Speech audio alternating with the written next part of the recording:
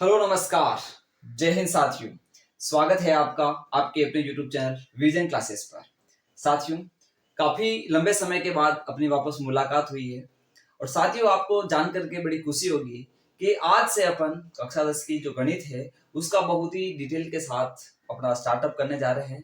और साथियों, जैसा कि आप देख रहे हो अपने चैनल विजन क्लासेस के ऊपर कक्षा 10 के लिए जो विज्ञान की कक्षाएं हैं वो कंटिन्यू चल रही है। अभी चैप्टर 2 में अपन आ चुके हैं और वो कक्षाएं कुछ इस अंदाज में चल रही है कि आप वहां एक एक लाइन के नोट्स अच्छे से बना सकते हो। साथियों, एक एक चीज वहां पर आपके क्लियर हो रही है। उसी पैटर्न पर उसी अंदाज के अंदर साथियों अपन गणित के अंदर भी एक एक प्रश्नावली के एक एक सवाल को यहाँ पर डिटेल से देखने वाले हैं। तो साथियों, अब जरूरत है तो आपके तैयार होने की, तो आप कमेंट बॉक्स में जरूर लिख देना कि हम तैयार है और क्लासे कंटिन्यू लाइए। ठीक है साथियों, तो आज से अपनी स्टार्टअप रहेगी साथियों। और अपन प्रत्येक प्रश्नावली के क्या है साथियों महत्वपूर्ण प्रश्न और उसके बेसिक और उसके कॉन्सेप्ट को यहाँ पर समझने का प्रयास करेंगे। ठीक है साथियों, तो बिना किसी देरी के साथियों आज के सेशन की हम शुरुआत करेंगे। तो साथियों, जैसा कि अपने प्रश्नावली एक की बात करते हैं जो कि है वास्तविक संख्याएं।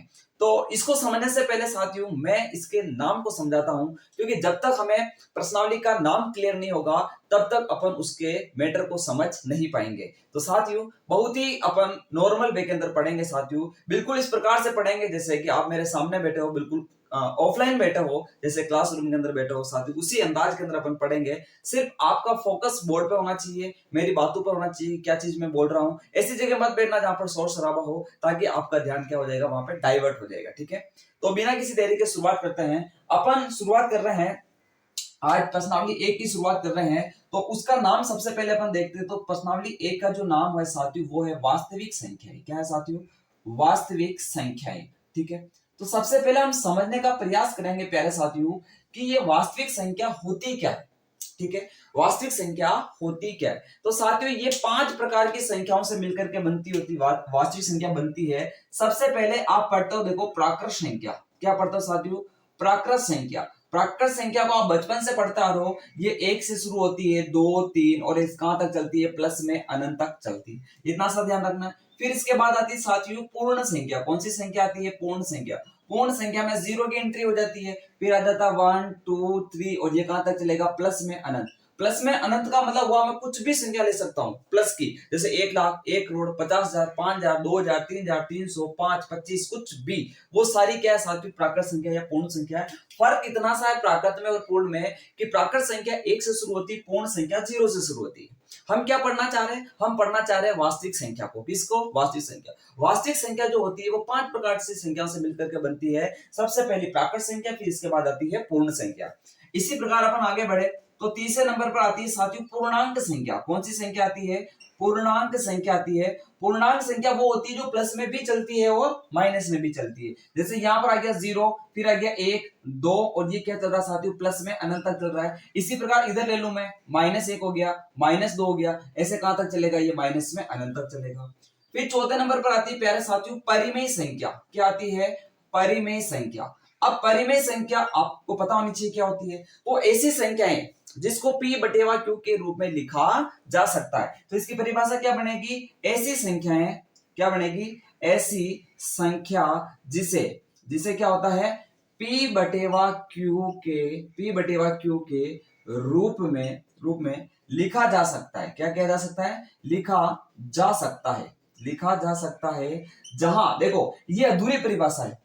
केवल अपन ये बोले कि परिमेय का मतलब p बटा q के रूप में लिखा जा सकता है, ये अधूरी परिभाषा है। हमें इसके लिए कंडीशन पता होनी चाहिए, शर्त पता होनी चाहिए। और वो शर्त ये है कि जहां जहां क्या नहीं होना चाहिए साथियों? तो q is not equal to 0। देखो q 0 के बराबर नहीं होना चाहिए। यानी आपका q कहां बैठा हुआ है? हर में बैठा हुआ है, यानी अपॉन में बैठा हुआ है। तो आपके हर में 0 नहीं आना चाहिए, बटा में 0 नहीं आना चाहिए। तब उसको अपन क्या कहते हैं? उसको कहते हैं अपन परिमेय संख्या। फिर इसके बाद जैसे अपन बात करते हैं तो यहां पर देखिए क्यू 0 नहीं होना चाहिए। तो क्या ऊपर 0 होगा तो चलेगा क्या? बिल्कुल चलेगा। जैसे मेरी बात सुनो, मैंने लिखा कि 7/0, तो ये आपके परिमेय संख्या नहीं होगी, लेकिन इसको मैं बोल दूं 0/7, तो ये आपकी क्या हो जाएगी, सातवीं परिमेय संख्या हो जाएगी, क्योंकि यहाँ 0 ऊपर है, बटा में नहीं है, p/q का रूप भी, इसलिए हम कहते हैं 0 एक परिमेय संख्या है। क्यों? क्योंकि हम 0 को 0/1 लिख सकते हैं, 0/2 भी लिख सकते हैं, 0/3 भी लिख सकते हैं, इसलिए 0 एक परिमेय संख्या है, क्योंकि उसको p/q के रूप में भी लिख सकते हैं, और आपका q भी 0 नहीं आएगा। देखो मैंने इसको 0/7 लिखा, तो होता तो 0 ही है ना, तो 0 को मैं परिमेय संख्या कह सकता हूं। क्यों? क्योंकि इसको मैं 0/7 लिखूंगा तो बटा में 7, यानी p/q का रूप भी और q भी 0 नहीं है, तो ये एक परिमेय संख्या होती है। इसी के साथ साथ साथियों आपको पता होना चाहिए अपरिमेय संख्या। क्या पता होना चाहिए? अपरिमेय संख्या के बारे में पता होना चाहिए। अपरिमेय संख्या की दो पहचान है, देखना साथियों। एक तो आपको किसी के भी साथ पाई नजर आ जाए। कौन नजर आ जाए? पाई। किसी भी संख्या के साथ में कौन नजर आ गया? पाई। तो वो क्या हो जाएगा? अपरिमेय संख्या हो जाएगा। पहला तो ये पता होना चाहिए। दूसरी बात, रूट में आने वाली वह संख्या जिसका वर्गमूल आप नहीं निकाल सकते। वर्गमूल निकालोगे तो वो पॉइंट में आएगा, ठीक है। जैसे मैंने बोला √7, क्या बोला? √7, मैंने बोला √3, मैंने बोला √5, मैंने बोला √20, ये सारी किसी संख्या है, ये सब अपरिमेय संख्या, क्योंकि ये किसी का वर्ग नहीं है। जैसे मैं बोलूं कि √25, तो √25 का मतलब वो 5 का वर्ग है, इसका मतलब √25 या इसका वर्गमूल निकालूंगा तो कितना आएगा? 5 आएगा। कितना आएगा प्यारे साथियों? 5 आएगा। तो अपन यहाँ पर समझ सकते हैं कि जो √25 आएगा, क्या आएगा? रूट जो 25 है वो आपके अपरिमेय संख्या में नहीं आएगा, क्योंकि इसका वर्गमूल निकाला जा सकता है। तो हमें एक ही कॉन्सेप्ट दिमाग में बिठाना है कि रूट में आने वाली वह संख्या जिसका वर्गमूल नहीं निकाला जा सकता है, उसे हम क्या कहेंगे? अपरिमेय संख्या कहते हैं। इसके अलावा जिसके साथ कौन बैठा होता है? पाई बैठा होता है, जैसे 2π, 3π, 4π, 2/3π, ये सारी क्या है साथियों? अपरिमेय संख्या है। तो हमने वो पांचों संख्याएं आपके सामने रख दी है जो वास्तविक संख्या में आती है। तो वास्तविक संख्या इन सब संख्याओं से मिलकर के क्या होती है साथियों? बनती है। ये आपको पता होना चाहिए। कक्षा 9 में भी हमने ये पढ़ा है, फिर भी हमने एक बार वापस देख लिया इसका ओवरव्यू कि प्राकृत संख्या 1 से शुरू होती है, +1 तक चलती है। पूर्ण संख्या 0 से शुरू होती है, +1 तक चलती है। पूर्णांक संख्या प्लस में भी चलती है, माइनस में भी चलती है। परिमेय संख्या होती है जिसको अपन p/q के रूप में लिख सकते हैं, और q 0 नहीं होना चाहिए, बटा में 0 नहीं होना चाहिए, यानी हर आपका 0 नहीं होना चाहिए। हर तो पता है ना, ऊपर अंश होता है, नीचे कौन होता है? हर होता है, तो हर आपका 0 नहीं होना चाहिए। फिर आती है अपरिमेय संख्या जो पाई की फॉर्म में चलती है या फिर रूट में चलेगी, तो रूट में भी सारी अपरिमेय नहीं होती। जैसे मैंने बोला √25 अपरिमेय नहीं है, क्योंकि इसका वर्गमूल निकल सकता है। जैसे √36 का निकल सकता है, √81 का, √100 का, √121, √144। आपको 20 तक वर्ग याद होने चाहिए, कम से कम 20 तक वर्ग भी याद होने चाहिए। तो एक काम आप और कर लेना, 20 तक के वर्ग याद कर लेना, ठीक है। फिर यहाँ पर ये अपन ने लिख दिया। तो ये था वास्तविक संख्या को लेकर के अपना चैप्टर की जो स्टार्टिंग है वो कुछ इस प्रकार से होती है कि हमें वास्तविक संख्या के बारे में जानकारी होनी चाहिए, क्योंकि चैप्टर का नाम अगर क्लियर होगा तो मैटर तो ऑटोमेटिक क्लियर हो जाएगा।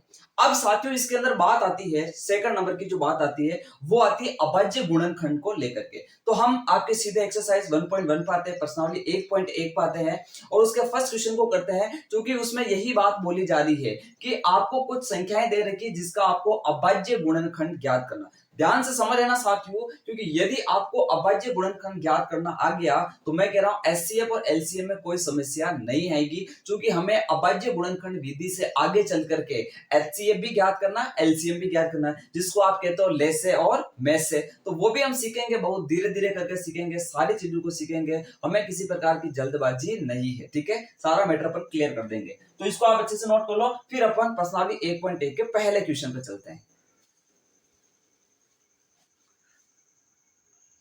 तो प्यारे साथियों क्वेश्चन आपको स्क्रीन पर व्यवस्थित तरीके से दिख गया होगा।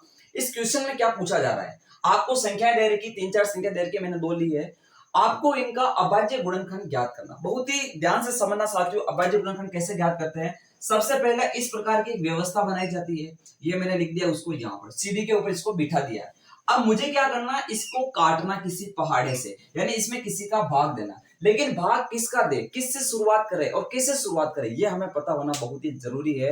आप यहाँ पर देखोगे इसमें तो 7 का भाग दे, 7 दूनी 14 और अपना जा रहा भाग 20 बार चला गया, अपना काम हो जाएगा। ऐसे नहीं करना है, भाग दिया जाता है स्टेप बाय स्टेप। कैसे देंगे? स्टेप बाय स्टेप, यानी कि सबसे पहले अपन 2 का नंबर लेंगे। यदि 2 का भाग जा रहा है तो 2 का दे दो, नहीं जा रहा है तो फिर हम 3 का, 4 का, 5 का। अब हमें कैसे पता चलेगा कि इस दी गई संख्या में 2 का भाग जा रहा है या नहीं जा रहा है? तो सिंपल सा तरीका है साथियों 2 के लिए। आपको जो इकाई का स्थान दिख रहा है, क्या है? इकाई का स्थान। यहाँ पर मैं आपको तरीका लिख देता हूं 2 के लिए। किसके लिए? 2 के लिए कैसे चेक करते हैं प्यारे साथियों? तो कुछ नहीं करना है, आपको इकाई के स्थान पर क्या देखना है? 0, 2, 4, 6 और 8। अगर ये मैजिक नंबर आपको कहां दिख जाता है, इकाई के स्थान पर, चाहे संख्या कितनी बड़ी हो, चाहे मैं इस सिरे से लेकर के इस सिरे तक कोई संख्या लिख देता हूं और मुझे कह दे कि इसमें 2 का भाग जा रहा है कि नहीं जा रहा, तो मैं कैसे चेक करूंगा, मैं चेक करूंगा सबसे पीछे जाकर के, सबसे पीछे जाकर के देखूंगा कि वहां पर कौन विराजमान है कि नहीं है, वहां 0 है कि नहीं है, 2 है कि नहीं, 4, 6, 8, अगर इनमें से कोई अंक है तो उसमें 2 का भाग जाएगा, बाकी नहीं जाएगा। तो जहां आप देख रहे हो कि 0 आपको इकाई के स्थान पर दिख रहा है, यानी इसमें 2 का भाग जाएगा। 2 का भाग जाएगा तो बिल्कुल जाएगा, देते हैं। अब भाग आपको ऐसे साइड में जाकर के भाग देने की जरूरत नहीं, थोड़ा यहाँ समझ लो, थोड़ा यहाँ देख लो कि कैसे मैं भाग दे रहा हूं, ताकि आपको भाग देना आ जाएगा। सबसे पहले आपको 14 दिखा, तो 2 का भाग 14 में 2 7 14, 7 बार गया 0, ऐसा कैसा। अब वापस 2 का जा रहा है, चूंकि हमारा 0 आ रहा है पीछे, ठीक है, फिर 2 का भाग 2। अब आप बोलोगे सर 7 तो 2 के पहाड़े में आता ही नहीं है, तो कोई बात नहीं, 2 एकम 2, 2 दूनी 4, 2 तिये 6, 3 बार तक हम दे पा रहे, क्योंकि 2 तिये 6 के बाद क्या आता है, 2 चौक 8 आ जाता है, क्या आ जाता है 8, और 8 हमारे क्या हो जाता है, ज्यादा हो जाता है, 72 हो जाता है, ठीक है। तो 2 का भाग 7 में 2 कितनी बार जा रहा है, 3 बार, यहां तक मैटर कोई दिक्कत नहीं है कि 2 तिये 6। अब यहाँ 6 तक हुआ तो कितना बचेगा, 6 के बाद क्या था 7, 1 बचा, 1 आगे चल करके उस 0 के लगेगा, तो उस 0 को बनाएगा 10, क्या बनाएगा 10 बनाएगा। फिर 2 का भाग उस 10 में कितनी बार जाएगा, तो 5 बार जाएगा, कितनी बार जाएगा 5। थोड़ा आराम से समझो, लेकिन समझ लो इसको, क्योंकि फिर आगे हमें एससीएफ एलसीएम में यही प्रोग्राम वापस क्या करना है, रिपीट करना है। अब मुझे पता है इसके अंदर 2 का भाग नहीं जाएगा, क्यों, क्योंकि पीछे कितना आ गया 5, और 5 हमारे इकाई के स्थान पर नहीं होना चाहिए। अब 3 का भाग कैसे चेक करते हैं, 3 के भाग के लिए कुछ नहीं करना, अंकों को जोड़ो, 3 और 5 कितना होता है, 3 और 5 8 होता है। क्या 8 3 के पहाड़े में आता है, नहीं आता है, तो इसका मतलब 3 का भाग नहीं जाएगा। 4 का नहीं जाएगा क्योंकि 2 का नहीं जा रहा है, सिंपल सी बात है। अब बात करते हैं अपन 5 के पहाड़े की, किसकी 5 का भाग जा रहा है, 5 7 35, फिर 7 का भाग जा रहा है, इसमें 1 बार जा रहा है। तो हमारे पास 140 की जो अभाज्य गुणनखंड है वो आए 2 इंटू 2 इंटू 5 इंटू 7। हमें अभाज्य गुणनखंड को गुणनफलों के रूप में व्यवस्थित करना था, और हमने क्या कर दिया, यहाँ पर कंप्लीट कर दिया। इसी प्रकार जैसे मैं अगली संख्या लेता हूँ, 156 ले ली मैंने, और 156 में मैं 2 का भाग दूंगा, चूंकि पीछे 6 आ रहा और 6 होता तो 2 का भाग जाता है। 2 का भाग देंगे तो अब सोचेंगे इसका भाग कैसे देंगे, ये तो पहाड़े में आता ही नहीं है। तो सबसे पहले 2 नंबर को लो, ये मैंने ले लिया 15, क्या ले लिया 15, 15 में जाएगा 2 7 14, कितनी बार जा रहा है 7 बार, 2 7 14 हुआ तो कितना बचा, एक उस 6 के लगेगा तो उसको कितना बनाएगा 16, 16 में कितनी बार जाता है प्यारे साथियों, तो 8 बार जाता है, कितनी बार 8 बार। फिर वापस 2 का भाग दो, 2 का भाग 7 में 2 3 6, कितना बचा, एक उस 8 को बना देगा 18, उधर आ जाएगा 2 में 18, कितना रहेगा 18। अब 2 का भाग नहीं जा रहा क्योंकि पीछे कितना आ गया 9, और हमें चाहिए 0 2 4 6 8, तो अब इसमें 3 का भाग जा रहा है। मुझे कैसे पता चला, 3 के पहाड़े में तो 39 आता ही नहीं है, आप तो 10 तक पहाड़ा याद रखते हो, ठीक है ना। अब मेरी बात सुनो, 9 और 3 कितना होता है, तो आप बोलोगे सर 9 और 3 तो 12 होता है। अब मुझे तो 12 3 के पहाड़े में आता है कि नहीं आता, तो आप बोलोगे आता है, इसलिए इसमें 3 का भाग जाएगा। यानी हमने नियम पढ़ लिया, क्या पढ़ लिया है, नियम पढ़ लिया है कि यदि अंकों का योग करने पर प्राप्त संख्या 3 से विभाजित हो, यानी उसमें 3 का भाग क्या हो, जा रहा हो, किसमें, अंकों के योग में, तो उस संख्या में भी 3 का भाग जाएगा। ये 3 की भाज्यता का नियम हो गया, लिख लेना कॉपी के अंदर, अभी मैंने बोला जो, ठीक है। तो यहां पर मैं इसमें 3 का भाग देता हूं, इसमें 1 बार और इसमें 3 बार, और 13 तो 13 का ही जाएगा, 13 में 13 का जाएगा।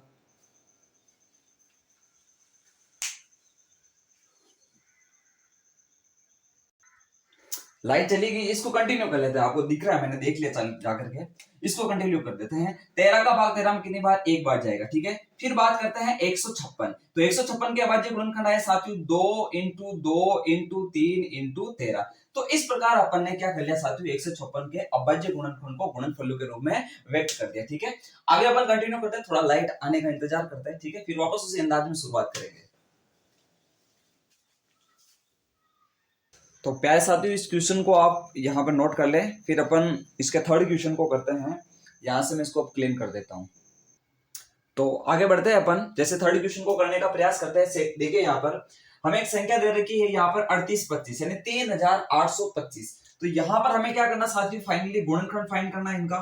तो हम गुणनखंड निकालने के लिए क्या करेंगे, इस प्रकार की व्यवस्था बनाएंगे, और ये लिख दिया 3825, ठीक है।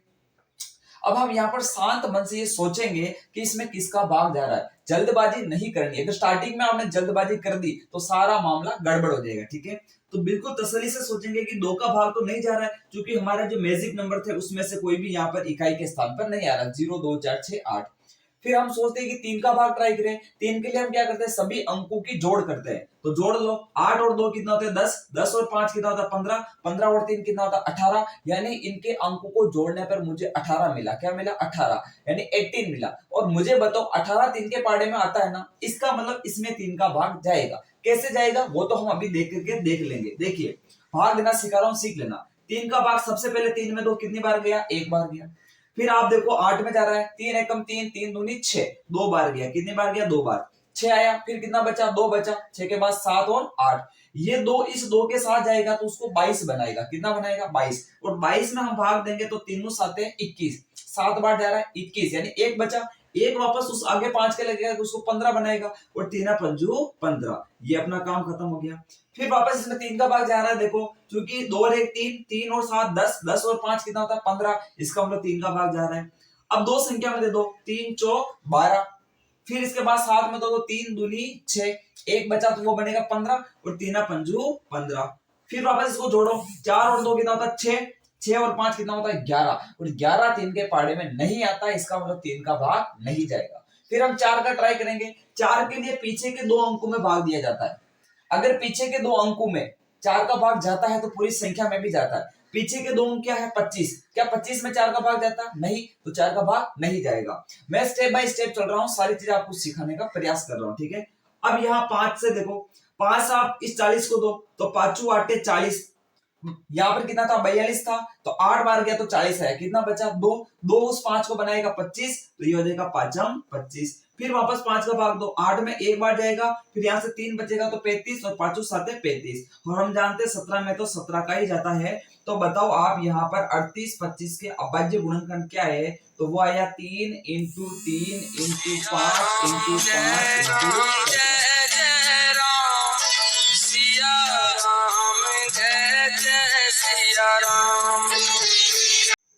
तो इसको आप अच्छे से नोट करें, ये हमारे पास क्या आ गया साथियों? फाइनली आंसर आ चुका गुणनखंड का, ठीक है।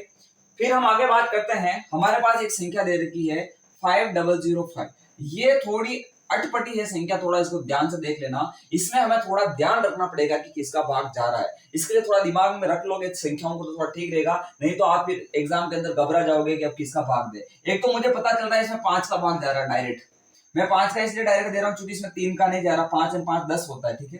5 का भाग देंगे तो आ जाएगा 1001, कोई दिक्कत वाली बात नहीं।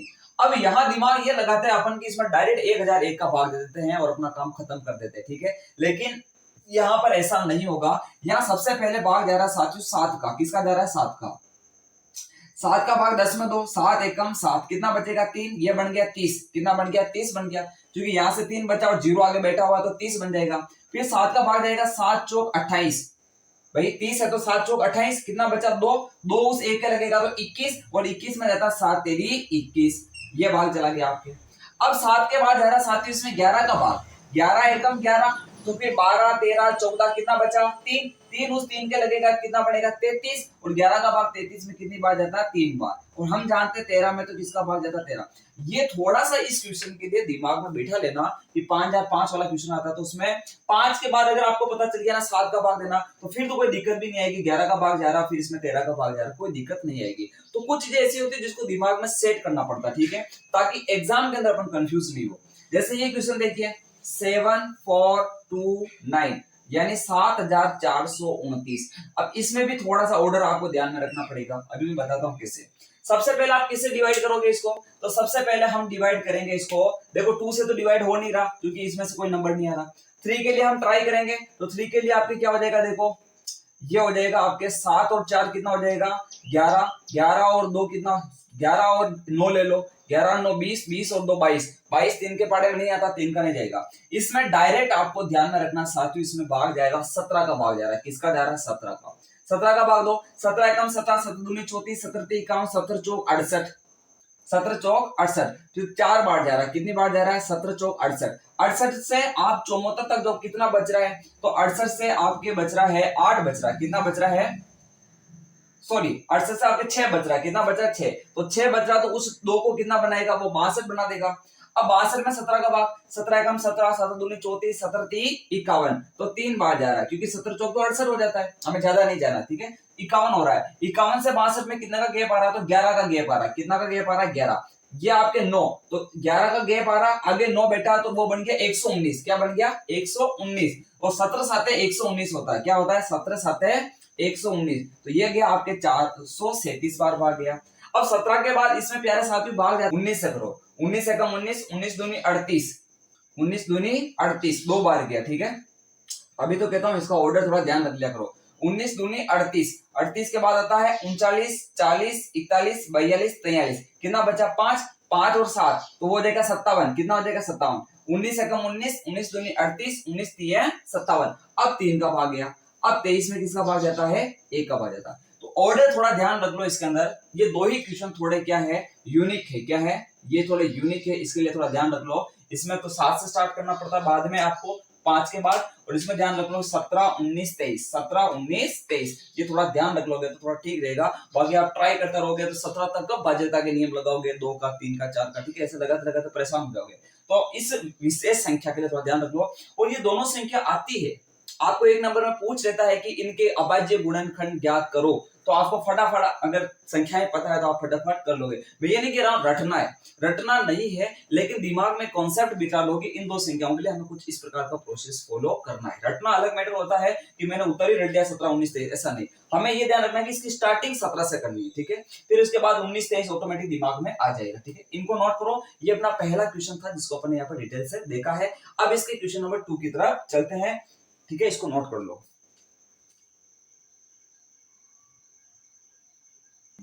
तो क्वेश्चन नंबर 2 पर जाने से पहले प्यारे साथियों, एक सूत्र है जो हमें थोड़ा सा ध्यान में रखना है। ठीक है, क्या सूत्र है?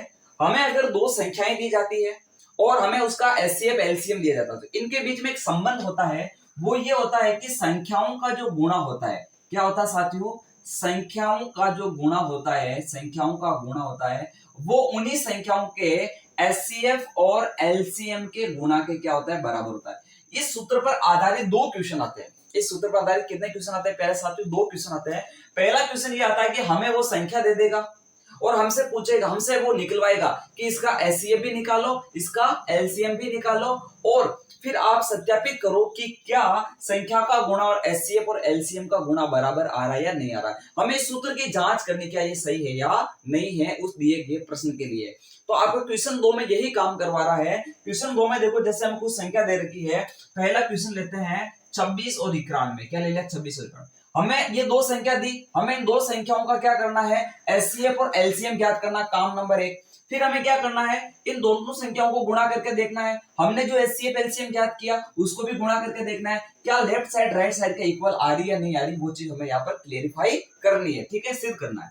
तो यहाँ सबसे पहले मैं एचसीएफ और एलसीएम निकालता हूं। तो ध्यान से सुन लेना प्यारे साथियों, इस सवाल में ढंग से समझना कि कैसे हम एचसीएफ और एलसीएम को ज्ञात करते हैं। तो सबसे पहले जब भी एचसीएफ और एलसीएम दोनों ज्ञात करना हो, तो उस स्थिति में प्यारे साथियों हमें उनके अलग अलग अभाज्य गुणनखंड निकालने संख्याओं के। आगे बात समझे, अगर मुझे 26 और 91 का केवल एलसीएम ज्ञात करना होता तो मैं इनके अभाज्य गुणनखंड एक साथ निकालता। क्या करता? एक साथ। तो हम यहाँ पर अलग अलग निकाल लेते। देखो, ये आपके पास क्या हो जाएगा? 26 हो गया या 26। इसके अभाज्य गुणनखंड निकालेंगे तो 2 का भाग जा रहा है इसमें 13 बार, 13 दूनी 26। फिर 13 का भाग जा रहा है इसके अंदर कितनी बार? 1 बार जा रहा है। फिर अपन बात करते हैं 91 की, तो ये लिख दे 91। फिर इसमें किसका भाग जा रहा है? तो इसमें 7 का भाग जा रहा है। किसका भाग जा रहा है? 7 का। 9 में 2 1 बार। आपको यूं नहीं पता ना 91 में कितनी बार में आएगा, कोई बात नहीं है। ठीक है, तो 7 का भाग 9 में कितनी बार गया? 1 बार। 9 में 1 बार गया, 7 एकम 7, कितना बचा? 8, 9, 2 बचा। 2 उस 1 के साथ जाएगा 21, और 7 तेरी 21। और हमें पता 13 में किसका भाग जाता है? 13 का, में 13 का ही जाता। ठीक है, तो यहां लिखो 26 के गुणनखंड क्या मिले हमें? 2 इंटू 13, 2 की घात 1 और 13 की घात 1। फिर हमें यहाँ पर देखो 91 के गुणनखंड क्या मिले? तो मिले 7 की घात 1 और 13 की घात 1। अब हमें एचसीएफ भी लिखना है और हमें एलसीएम भी लिखना है। वो कहां से लिखा जाएगा? ये जो गुणनखंड मिले यहीं से एचसीएफ और एलसीएम लिखा जाएगा। तो सबसे पहले मैं बात करता हूं एलसीएम को लेकर के। किसको लेकर के? एलसीएम।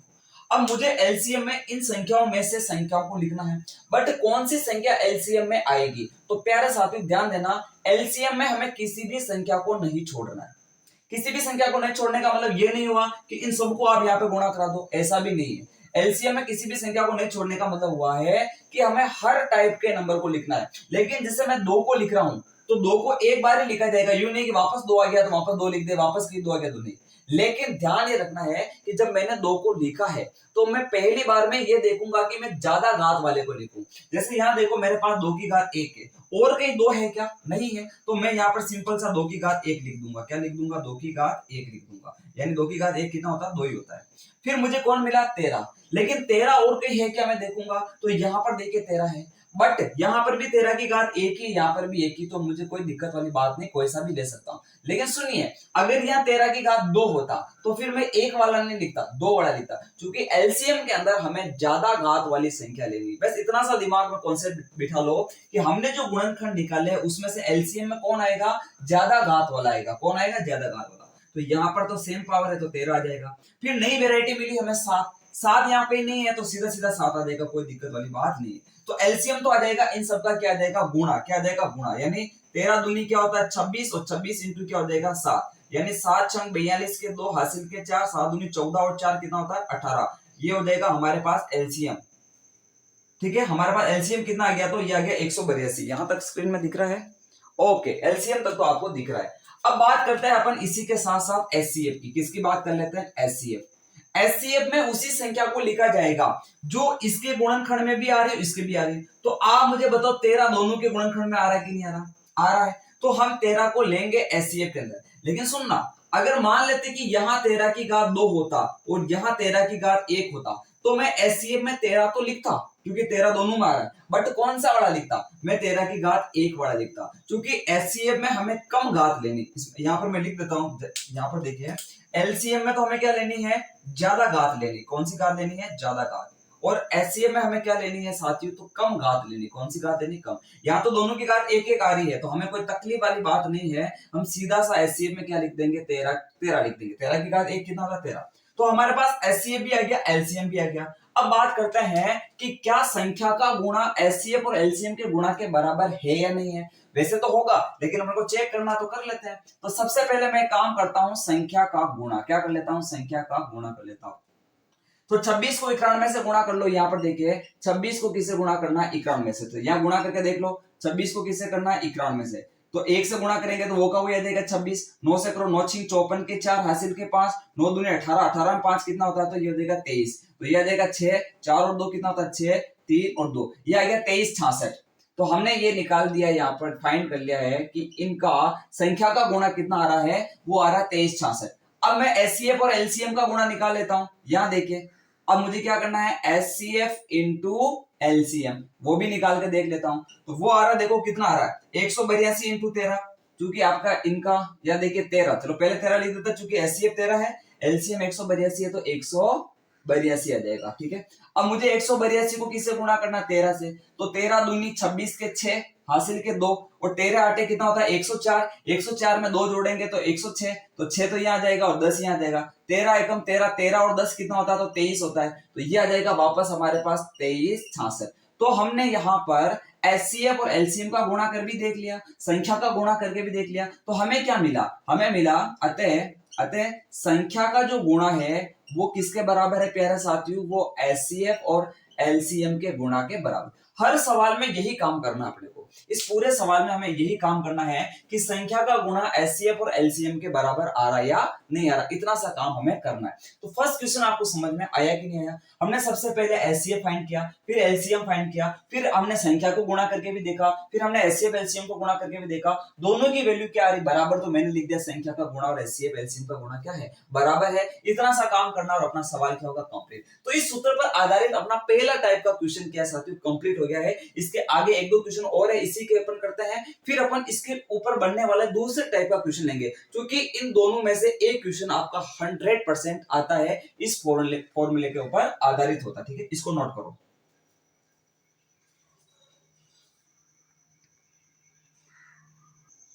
आगे बढ़ते हैं, इसका क्वेश्चन 2 लेते हैं। यहां पर हमें दो संख्या दे रखी, हमें सबसे पहले एचसीएफ एलसीएम फाइंड करना, निकालना, निकालते हैं। तो सबसे पहले 510 इसको बिठाया इस प्रकार की व्यवस्था में, फिर इसमें 2 का भाग जा रहा है, क्योंकि हमें इकाई के स्थान पर 0 दिखा तो 2 का भाग दो। आप डायरेक्ट दे दो, इस 50 51 है ना, तो इसमें जाएगा 25 बार। कितनी बार जाएगा? 25 बार। 51 में कितनी बार? 25 बार जाएगा, एक बचेगा, फिर वो जाएगा 10, 10 में कितनी बार जाता है? तो 5 बार जाता है। कितनी बार? 5 बार। अब इसमें 2 का नहीं जा रहा है, बट 3 का जा रहा है, क्योंकि 5 और 5 10, 10 और 2 कितना होता है 12, 12 3 के पढ़ो। यहाँ जल्दबाजी करोगे आप, जैसे 5 दिखेगा 5 का भाग दे दोगे, ये गलती है, ये गलती के चांस है, इसी को सीखो यहाँ पर, ठीक है। कि यहाँ पर पहले जोड़ के देखेंगे, 5 और 5 10 और 2 12 हो रहा ना, इसका मतलब 3 के पहाड़े में आता है तो 3 का भाग जाएगा। फिर देखो 3 का भाग 25 में 2, तो 8 तेरी 24, 1 बचा, फिर आगे 15 बनेगा, 3 पंजू 15। अब देखो 8 5 13 होता है, अब 13 में तो 13 3 के पहाड़े में नहीं आता है, तो इसका मतलब सीधा 5 का भाग जाएगा। तो इसमें 17 पंजे 85, 17 बार जा रहा है, फिर 17 में 17 का भाग जा रहा है।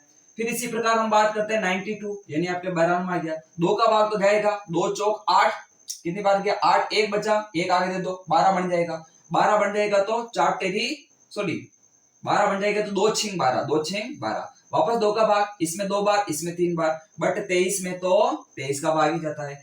23 में किसका जाता है 23 का। तो अब बात करते हैं एचसीएफ और एलसीएम। सबसे पहले अपन गुणनखंड तो लिख लें, तो गुणनखंड लिखेंगे तो अपन लिखेंगे 510 के तो आए हैं 2 इंटू 3 इंटू 5 इंटू 17, और 92 के गुणनखंड क्या है प्यारे साथियों, तो वो आए आपके पास 2 की घात 2 इंटू 23 आ जाएगा। अब मेरी बात सुनो, मुझे सबसे पहले क्या लिखना है, एलसीएम लिखना है। एलसीएम में सभी संख्या आती है ना, किसी भी वेराइटी को नहीं छोड़ेंगे, तो सबसे पहले 2 मिला, अब मुझे 2 लेना है, तो पहले मैं ऑब्जर्व करूंगा, देखूंगा कि मेरे को 2 की घात ज्यादा कहां है, क्योंकि एलसीएम में ज्यादा घात, तो 2 की घात 2 ज्यादा वाला है, तो हम यहाँ 2 की घात 2 ले लेंगे। फिर मुझे 3 मिला, 3 की घात 1 वाली है, ठीक है, 5 भी 5 की घात 1 वाली है, 17 भी 17 की घात 1 वाला है, और 23 भी 23 की घात 1 वाला है। इन संख्याओं को क्या कर लेते हैं साथियों, गुणा कर देते हैं, गुणा कर ले, 2 की घात 2 कितना हो जाएगा 4, 4 तेरी 12, 12 पंजे 60, तो यह आ गया 60 इंटू 17 इंटू 23। अब इनको गुणा कर दे, देखो 60 को 17 से कर लो, पहले इधर देखो 60 को 17 से डायरेक्ट कर लो, 17 को 0 से करेंगे 0, 17 छिंग 102 आ जाएगा, कितना आ जाएगा 102, तो ये हमारे पास आ गया 1020। अब इसको किससे गुणा करना, 23 से, तो इसको 23 से कर लो, 23 का पारा डायरेक्ट आता तो बोल दो, देखो 23 को 0 से करेंगे तो 0, 23 को 2 से गुणा करेंगे तो 23 दूनी 46, 46 का कितना होता है 6, हासिल का 4, 23 को 0 से करोगे 0, 0 में 4 जोड़ोगे तो 4, और 23 को 1 से गुणा करोगे कितना आ जाएगा 23 आ जाएगा। तो ये आ गया हमारे पास 23,460। तो ये कितना आ गया प्यारे साथियों, तो ये आ गया आपके पास 23,460 आ गया। यहां तक आपको दिख रहा है, ओहो नहीं दिख रहा है, ठीक है, तो इसको मैं इसके सामने लिख देता हूँ, इसका गुणा कितना आया 23,460 है। तो ये हमारे पास क्या आ गया है एलसीएम। अब इसी प्रकार हम एचसीएफ फाइंड कर लेंगे, क्या कर लेंगे एचसीएफ। तो एचसीएफ में हम क्या करते हैं, इन दोनों में से कॉमन संख्या लेते हैं, कॉमन क्या है देखो 2, 2 इसमें भी है इसमें भी है, बट हम एचसीएफ में कौन सी घात देते हैं कम, तो हम 2 की घात 1 वाला लेंगे, तो ये आ जाएगा 2, तो हमारे पास एचसीएफ कितना आ गया 2 आ गया। अब हम आगे क्या करेंगे साथियों, अब हम करेंगे संख्या का गुणा और एचसीएफ इंटू एलसीएम। तो सबसे पहले बात करते हैं अपन संख्या का गुणा, किसकी बात करते हैं, संख्या का गुणा। तो संख्या का जो गुणा है वो है 510 इंटू 92। आप जब 510 को 92 से गुणा करोगे, क्या करोगे 92, तो आपको क्या मिलेगा, देखो पहले 2 को कर लो, 2 को 0 से करोगे तो 0, 2 को 1 से करोगे तो 2, 2 को 5 से करोगे तो 10, ये आ गया 1020। फिर इसको 9 से करो, 9 को 0 से करोगे तो 0, 9 को 1 से करोगे तो 9, और 9 को 5 से करोगे 9 पंजे 45, 9 पंजे 45, जोड़ लो 0 2 9 5 और 1 6 और ये 4, तो ये आ जाएगा आपके पास 46,920 आ गया। तो संख्या का गुणा अगर 46,920 आ रहा है, तो अब हम किसका गुणा करेंगे साथियों, एचसीएफ और एलसीएम, देखिए वो कितना आता है, ठीक है। अब हम काम करते हैं नेक्स्ट अपना एचसीएफ इंटू एलसीएम, वो भी हमारा यही आना चाहिए तभी तो सही होगा। तो एचसीएफ कितना आया 2 आया, एलसीएम कितना आया 23,460, ये आया 23,460। तो देखो 23,460 को हम किससे गुणा करेंगे 2 से, कर लो, 2 को 0 से 2, 2 छिंग 12 का 2 हासिल का 1, ये 2 चौक 8 और 1 कितना हो जाएगा 9, 2 तीय 6 और 2 दूनी 4, तो वेरी गुड, यहाँ अपना आंसर आ गया 46,920। तो हमने देखा कि संख्या का गुणा एचसीएफ एलसीएम के गुणा के क्या आ रहा है, बराबर आ रहा है, तो हम क्या लिखेंगे अतः संख्या का गुणा, संख्या का जो गुणा है वो आपके क्या है एचसीएफ और एलसीएम के गुणा के बराबर। तो इस प्रकार अपन इस सवाल को क्या कर सकते हैं, कंप्लीटली कर सकते हैं। इसको नोट करो, फिर अपन आगे बढ़ते हैं। तो आगे बढ़ते हैं साथियों, हमें एक अलग संख्या दे रही है 33654। सबसे पहले हमें एचसीएफ एलसीएम निकालना है, ठीक है। अब तो आप सीख गए होगे ना एचसीएफ और एलसीएम कैसे निकालते हैं, बड़ा आसान है। सबसे पहले हम क्या निकालते हैं, गुणनखंड निकालते हैं। तो देखिए 336 के गुणनखंड हम निकालने बैठेंगे, तो सबसे पहले 2 का भाग देंगे, 2 का भाग सीधा आप इसमें दो 33 में, तो तो 32 तक तो जा रहा है ना, 16 दूनी 32 होता है, फिर एक बचेगा तो 16 और 2 8 16, फिर वापस 2 का भाग 16 में तो 8 बार और 8 में 4 बार जा रहा है, फिर 2 का भाग जा रहा है इसके अंदर, देखो 2 चौक 8 4 बार और 2 दूनी 4 2 बार जा रहा है, फिर वापस 2 का भाग जा रहा है, देखो 4 में कितनी बार जा रहा है 2 बार और इसमें 1 बार, या कोमा मत लगाना, ठीक है, ये गलत संख्या। अब 3 का भाग जा रहा है, तीनों 7 21 और 7 का भाग कितनी बार जा रहा है 1 बार जा रहा है। तो यहां तक अपन ने इसका ये निकाल लिया गुणनखंड। फिर बात करते हैं 54 की, किसकी बात करते हैं 54। 54 में भाग दीजिए 2 का, 2 का भाग 5 में कितनी बार 2 बार, कितना बचा 1, तो फिर बन गया आपके वो बन जाएगा 14, तो 2 7 14, फिर वापस 2 का भाग 2 में कितनी बार, सॉरी अब 2 का नहीं जा रहा है, अब 2 का नहीं जा रहा, 3 का जा रहा है, 3 का भाग जा रहा है कितनी बार 9 तेरी 27 होता है, फिर वापस 3 का भाग 3 बार, 3 का भाग 1 बार जाएगा। अब यहाँ पर सबसे पहले मैं एलसीएम भी निकाल लेता हूँ, एलसीएम भी निकाल लेता हूँ, उससे पहले मैं गुणनखंड लिख लेता हूँ। 336 के गुणनखंड क्या है 1 2 3 4, 2 की घात तो मेरे पास 4, ठीक है, और 3 की घात क्या है 1, 3 की घात 1 है और 7 की घात क्या है 1 है। 54 के गुणनखंड क्या है यहाँ पर देखिए, तो 2 की घात कितनी है ये 1 है ये, और 3 की घात कितनी है ये 3 है, ये कितनी है ये 3, ठीक है। अब मुझे क्या करना है, एक तो मेरे को चाहिए एलसीएम और एक मेरे को चाहिए एचसीएफ। क्या चाहिए एचसीएफ। एलसीएम में सभी संख्या आती है, किसी संख्या को नहीं छोड़ते हैं, लेकिन 2 को लेना चाह रहे तो 2 सब जगह देखेंगे, यहाँ पर 1 घात का यहाँ 4 घात का, तो एलसीएम में 4 घात का आएगा। फिर हम 3 को लेना चाह रहे तो सब जगह देखेंगे, 3 की घात 3 ज्यादा घात वाला तो ये ले लेंगे, और 7 की घात 1 ही है तो 7 की घात 1 आ जाएगी। 2 की घात 4 का मतलब क्या होता है, 2 की घात 4 का मतलब होता है 2 इंटू 2 इंटू 2 इंटू 2। 3 की घात 3 मतलब 1 2 3, 3 बार लिखना, फिर उसके बाद क्या आ जाएगा 7 आ जाएगा। अब मल्टीप्लाई कर लो, 2 दूनी 4, 4 दूनी 8, 8 दूनी 16, फिर 16 तीय 48, 16 तीय 48, या फिर ऐसा करो देखो 2 दूनी 4, 4 दूनी 8, 8 दूनी 16, ये तो आया हमारे पास 16, फिर 3 इंटू 3 कितना होता है 9, और 9 तेरी कितना हो जाएगा 27, फिर इसको कितना कर लो 16 7 कर लो, ठीक है। 16 का बड़ा 7 बार बोलो कितना आएगा, 16 7 112 आ जाएगा, ठीक है, तो ये आ जाएगा 112 इंटू क्या आ जाएगा 27 आ जाएगा, ऐसे स्टेप बाय स्टेप, ठीक है। फिर 112 को 27 से गुणा कर लो, 112 इंटू क्या कर लेंगे 27, देखो 7 दूनी 14, 4 1, 7 एकम 7 और 1 8, फिर 7 एकम 7, ठीक है ना, स्टेप बाय स्टेप। 2 को 2 से करो 4, 2 को 1 से करो 2, ठीक है, 2 को 1 से करो 2, ये आ जाएगा 4 8 4 12, 2 हासिल का 1, 2 और 1 सॉरी 7 और 1 8, 8 और 2 10 का 0 हासिल का 1 और 2 और 1 3, तो ये आ गया हमारे पास 3024। कितना आ गया 3024। अब इसी प्रकार हम क्या फाइंड करेंगे साथियों, एचसीएफ। क्या करेंगे एचसीएफ। एचसीएफ में वही संख्या ली जाती कॉमन हो, देखो 2 भी दोनों में है, लेकिन हम 2 कौन सा लेंगे कम घात का, तो ये आ जाएगा 2 की घात 1। फिर हमारे पास 3 दोनों में है, बट 3 कौन सा लेंगे कम घात का, तो 3 की घात 1, तो 2 3 6, तो एचसीएफ कितना आ जाएगा 6 आ जाएगा। अब हम एक बार तो करेंगे संख्या का गुणा और एक बार करेंगे एचसीएफ इंटू एलसीएम। तो सबसे पहले हम देख लेते हैं कि संख्या का गुणा क्या आ रहा है। क्या देख लेते हैं प्यारे साथियों, संख्या का गुणा क्या आ रहा है। तो यहाँ पर बात करते हैं अपन संख्या का गुणा। तो संख्या का गुणा में देखो कौन कौन आएगा, 336 और 54 आएगा, तो यह आ गया 336 इंटू 54, तो यहाँ गुणा करो 336 इंटू 54, यह आ गया 5 4, पहले 4 से करो, 4 6 24 के 4 हासिल के 2, 4 तेरी 12 और 2 कितना होता है 13 14, 4 हासिल का 1, 4 तेरी 12 ने कितना हो जाएगा 13, चलो कंप्लीट आगे बढ़ो।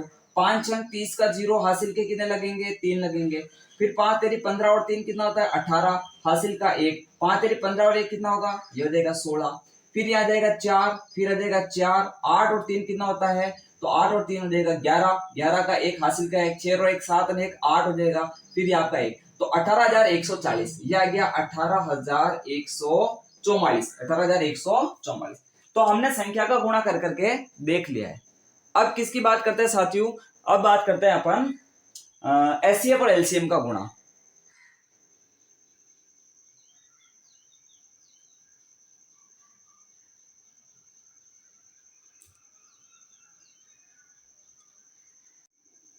तो आगे अपन देखिए साथियों एचसीएफ और एलसीएम को गुणा करके भी देख लेते हैं क्या बराबर आ रहा है कि नहीं आ रहा, ताकि अपना क्वेश्चन कंप्लीट हो जाए। तो यहाँ देखिए हम करते हैं एचसीएफ गुणा एलसीएम, ठीक है, एलसीएम और एचसीएफ। एचसीएफ तो आया हमारे पास 6, एलसीएम कितना आया था तो 3024 आया था, 3024। अब मेरी बात सुनो, 3024 को मैं 6 से गुणा करूंगा, 6 चौक 24 के 4 हासिल के 2, 6 दूनी 12 और 2 14, 14 का 4 हासिल का 1 हो जाएगा, 6 को 0 से करोगे तो 0 और ये आपका आ जाएगा 1, 6 तेरी 18, तो ये देखो 18,144 आया। कितना आया? 18,144। तो आपके सामने मैं जब गुणा कर रहा हूं ना, तो आप फील कर पा रहे हो। क्या कर पा रहे हो? फील। हाँ, वास्तव में क्या हो रहा है कि ये इसके क्या आ रहा है? बराबर आ रहा है। अब मैं डायरेक्ट लिख दूं यहाँ पर कि इसका गुणा ये होता है, इसका गुणा ये होता है, तो आपको मजा नहीं आएगा कि बराबर हुआ तो कैसे हुआ। गुणा करके यानी कोई चीज प्रैक्टिकली सामने चलती है ना, तो फील होता है कि हाँ यार, वास्तव में संख्या का गुणा जो होता है वो एचसीएफ और एलसीएम के गुणा के क्या होता है? एक्चुअल में बराबर होता है। तो प्यारे साथियों, हमने इस सूत्र पर आज एक प्रैक्टिस करी है, इस पर 3 क्वेश्चन करे हैं। इसके जो सेकंड टाइप है, इस पर जो और बढ़ने वाले क्वेश्चन है, उसको अपन आने वाली क्लास के अंदर देखेंगे। तो आपको ये क्लास कैसी लगी है प्यारे साथियों, कमेंट बॉक्स के अंदर जरूर लिखना। इस क्लास को बहुत शेयर कीजिए, सभी जितने भी आपके रिश्तेदार हैं मिलने वाले, जो क्लास 10th के अंदर है, आपका व्हाट्सएप वगैरह ग्रुप हो या फिर आपके स्टेटस हो, सब पे इस क्लास को क्या कीजिए? शेयर कीजिए। क्योंकि अब अपन बहुत ही शानदार तरीके से क्या है, कक्षा 10 की गणित को पढ़ने वाले हैं। एक एक क्वेश्चन को डिटेल से करेंगे। आज जैसा आपने देखा कि सर ने एक एक क्वेश्चन को डिटेल से कराया, वैसे ही पूरी किताब का निचोड़ मैं आपके सामने रख दूंगा।